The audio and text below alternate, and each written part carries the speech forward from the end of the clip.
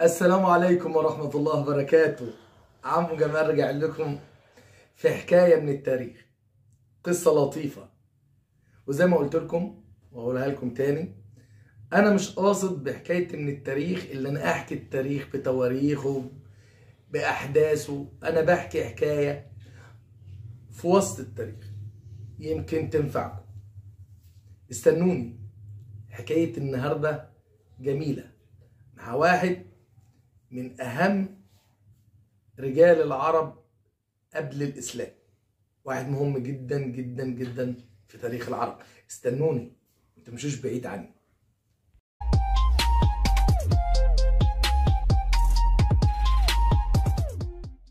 حكايتنا النهاردة عن واحد أنا قلت اسمه في حكاية الحارس ابن عباد، اسمه كليب ابن ربيع. كليب ابن ربيعة دي أصله من عدنان، وعدنان خلف نزار، ونزار خلف معد، معد خلف اتنين، خلف ربيعة ومضر. ربيعة ومضر، ربيعة ومضر سكنوا فين؟ سكنوا في شبه الجزيرة العربية، في نجد بالتحديد. وانتشرت القبيلتين دول في كل مكان. الناحية التانية ناحية اليمن كان فيه القحطانيين، كان منهم الملوك، ملوك الحمير، ملوك سبأ، كان منهم الملوك، وكانوا تابعين للدولة دولة الفرس، كانوا تابعين لدولة الفرس، منهم النعمان بن المنذر. دول كلهم كانوا في اليمن، ومعد قبائل معد اللي منهم ربيعة ومضر قاعدين في ايه؟ في شبه الجزيرة العربية. القحطانيين كانوا مسيطرين طول الوقت على العدنانيين، على القبيلتين دول، وهم كان ليهم السيادة. هم كانوا ملوك، ودول ما كانش فيه ملك منهم، لغاية ما جه واحد اسمه كليب ابن ربيعة. كليب ابن ربيعة ده من قبيلة تغلب، من قبيلة تغلب. تغلب ده ولاد وائل، خلف بكر وخلف ايه؟ تغلب. كانوا الاتنين قبيلتين جنب بعض. كليب كان طويل وجميل وفارس عظيم. حصلت حاجة من ملوك اليمن او القحطانيين، وهنحكي لكم على التفاصيل ده في مرة تانية. بفكروني احكي لكم على تفصيل المعركة دي بالتفصيل في مرة تاني. كليب قال لا، احنا لازم نجمع نفسنا ربيعة ومضر ونحارب القحطانيين او الملوك بتوع التبع للفرس دول. عمل معركة كبيرة وانتصر عليهم. المعركة دي احكي لكم بعدين عليها. وانتصر فيها. اول ما انتصر، ربيعة كلها مش تغلب، وربيعة كلها بما فيها بكر وفيها تغلب وفيها قبائل كبيرة، خدوا كليب ايه؟ حاكم كبير، ونصبوه ملك. كليب يمشي بسيرته الطيبة، ويمشي بالفروسية اللي هو خدها، ويمشي باللي عمله. لا، كليب اتغير، وزي ما بيقولوا الكرسي بيغير. اول ما الكرسي بيغير، كليب انقلب تماما وبقى انسان تاني. استنوني لحظة هرجع لكم بيه ايه. عم كليب ده الكرسي غيره وبقى خلاص ملك، نصبوه ملك. كان هو الوحيد من اصل معد واحد تاني، يعني معد ده قبائل بتاعته اتنين بس ملوك، الملك زهير وكليب.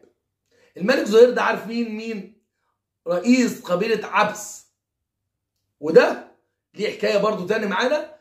مات في حرب جامد ما بين عبس وزبياء، عبس وقبائل تاني 40 سنة. كان عنتر بن شداد مشارك فيها، وماتوا 40 سنة، ومات زهير وملوش نسل بسبب الحروب. وكليب بنفس الفكرة.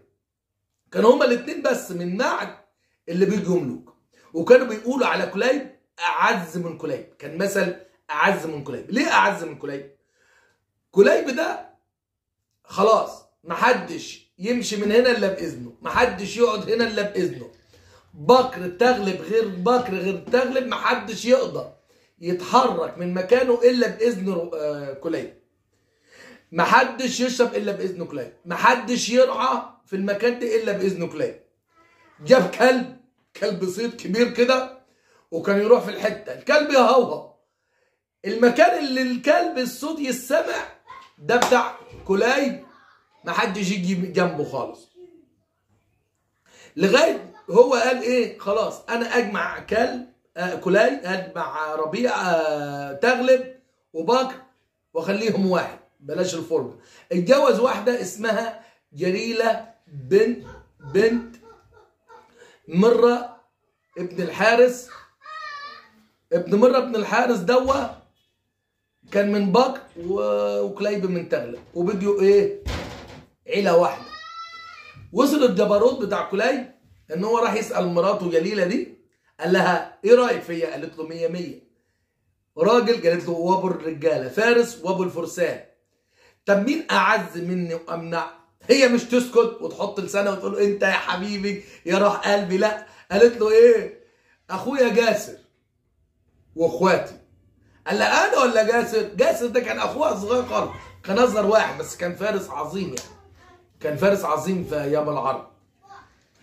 وجاسر دوا كان كل ما يسالها سكت وطلع. لف يوم وسالها قال لها مين اعز من كليب وامنع؟ مش تسكت برضه، قالت له اخويا جساس ابن مره. طلع متضايق. تالت مره قال لها مين اعز وامنع من كليب؟ قالت له اخواتي. قال لها اخواتك، انا كل مره اقول اخواتك، خلاص بني بكر تمه، ولا يشربوا ولا يرعوا ولا في ميه. يروح عند كل بير يقول دول ما يشربوش. الناس بتوع بكر يروحوا يدوروا على ميه مش لاقيين، يروحوا يدوروا ميه مش لاقيين. في يوم من الايام بكر اتضايق. ايه الظلم دوا؟ كان بالصدفه جزاز خالته خالته اسمها البسوس، كان معاها ناقه، وقالت له انا استجرت بيك والناقه دي هترعى. قال لها ارعي وما تخافيش من اي حد. اخونا كليب كان في فرخه او بطه بتطير فيها باطل، قال ما حدش يصيدها، ما حدش يجي جنبها. دخلت عليها الابل بتاعت البسوس دي، وطيرت طيرت الحمامه دي بالبيض بتاعها. كليب شافها، يسكت؟ لا ما يسكتش. عطش الناس، يسكت؟ لا ما يسكتش. جوع الناس، يسكت؟ لا ما يسكتش. مسك الحربه وضربها في مين؟ ضربها في الناقه. ماتت. لغايه ما روحت البيت ماتت. خالة جساس فضلت تصرخ، قال لها انا هجيب لك بدال الناقه جمل، وهموت لك بدال الناقه جملين، وهموت لك الجمل بتاع كليب. قالت له لا انا مرضاش. فضلت لو تعدد زي ما بتعدد هنا الستات المصريات، بيجي تعدد. جاسر ما سكتش، فضل ماشي ولا كليب لغايه ما وقفوا عند حته فيها ميه بير.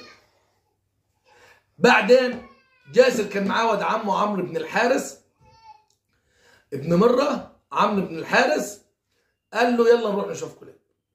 وقفوا قدام كليب وقالوا له، عاوزين تعرفوا قال لهم ايه؟ وقالوا له ايه؟ استنوني لحظه. جساس قال له منعت مننا الميه، منعت مننا الاكل والراعي. قال له عاجبك ولا مش عاجبك؟ قال له طبعا ما يعجبنيش. انت فعلا خليت القحطانيين ينهزموا مننا، ورجعت لنا قيمتنا وهبتنا، وحاربت وكنت فارس، بس ده ما يسمحلكش ان انت تعمل الكلام ده. قال له لا خلاص انا هعمل كده.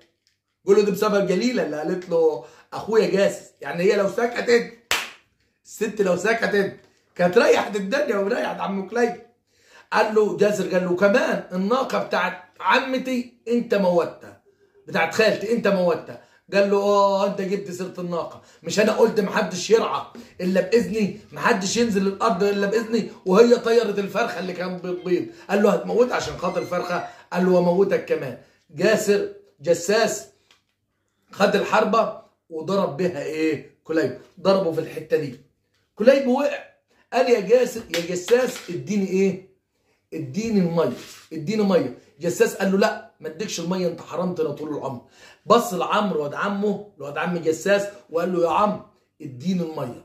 عم نزل من الفرس بتاعه وموت كمل على مين؟ على ربيعه. ساعتها العرب ضلع مثل المستغيثه بالنار المستغيثه بعم، المستجيره بعم كالمستجيره بالرمضاء من النار. عم طلع مثل ومات كليب. وهو بيموت كليب كتب بدمه لاخوه الزير سالم اللي هو المهلهل بن ربيعه، قال له لا تصالح، لا تصالح، زي امن دنجل ما قال لا تصالح، قالها كليب من زمان قوي. المهلهل قامت حرب البسوس بسبب دماغ ناشفه من كليب وكبر وتكبر، وبسبب رعونه من جساس، وبسبب رعونه من جليله. وقامت حرب 40 سنه احكي لكم عليها بعدين اسمها حرب البسوس. تحيه ليكم، تحيه لكل الوطن العربي، تحيه من المحيط للخليج، تحيه لاهل المغرب. مستنيين الرجاء البيضاوي حبيبنا هو والاهلي، وان شاء الله تبقى مباراه جميله. استنوني في حكايه جميله وقصه جديده